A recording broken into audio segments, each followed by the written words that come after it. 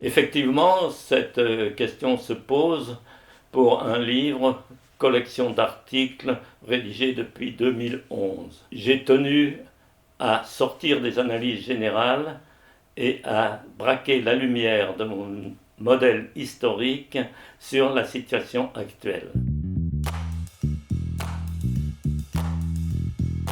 Il désigne l'imposture fondamentale, la pilule administrée au peuple pour lui faire avaler le pouvoir des compétents. L'économie serait devenue une science, donc incontestable, puisque scientifique. Et tous les présidents se couvrent du drapeau de l'économie.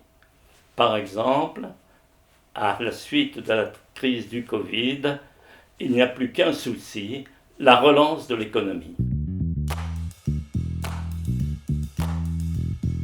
Personne ne connaît l'avenir et les phénomènes économiques sont dépendants de tellement de paramètres que quiconque présente des programmes est un imposteur. En revanche, le passé et le présent sont appréhendables. Pour les comprendre, le mieux est d'essayer de les inclure dans un modèle historique. Les décisions politiques deviennent des expériences destinées à poursuivre ou à changer le modèle. Et chacun est ensuite à même de constater si elles ont été suivies des faits. Sinon, on agit dans l'immédiat, pour l'immédiat, et la vie politique est inexistante, voire inutile.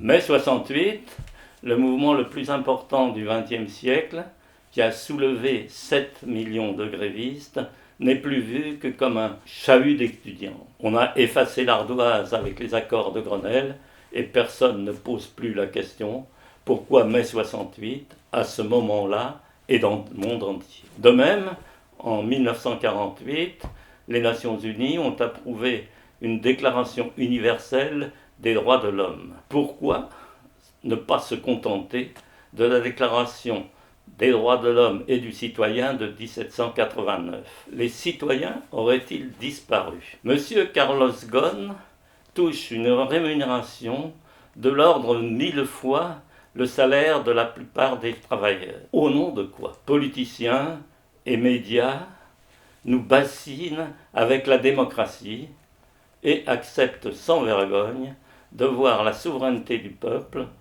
bafoué par les institutions de la Ve République. Dans le cadre de ce petit entretien, il est impossible de poursuivre cet inventaire qui, d'ailleurs, est un peu l'objet du livre.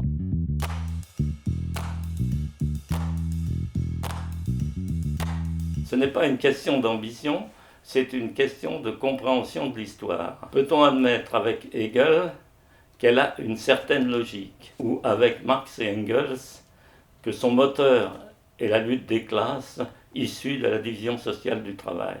Dès les premiers paragraphes de mon livre, je me rallie à cette philosophie, mais en soulignant bien qu'on n'est plus au XIXe siècle. L'automatisation des tâches matérielles et la numérisation des informations ont bouleversé la division du travail. Les bureaucraties des sociétés anonymes les dirigent en lieu et place des propriétaires.